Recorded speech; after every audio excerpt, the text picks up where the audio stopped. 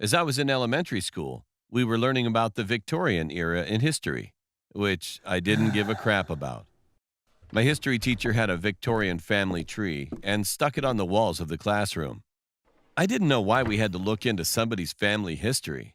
I mean, that doesn't make any sense. When I laughed at it, the history teacher glared at me in the most stern and terrifying way. His veins were poking out of his head, and his hand clenched into a fist and was shaking quiveringly. "What are you laughing at, boy?" he yelled. It was weird. I was too scared to reply, so I said, "Nothing." Later that night, when I went to bed, I struggled to get to sleep.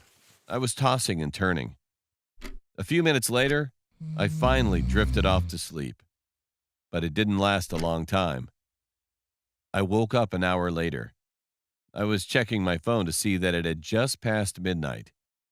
Suddenly, I heard a group of people talking outside. I thought it was one of the neighbors, so I headed to my window.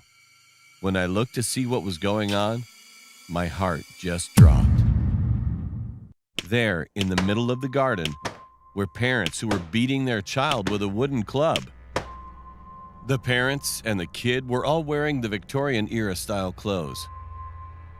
I was so confused why they were here, why they are beating their child, and why they wore such clothes out of place. Then, all of a sudden, the mother looked up at me. Her eyes glowed red, and she cackled loudly, which made me so terrified. Then she pointed at the sky with a finger that was so skinny, and the family faded away.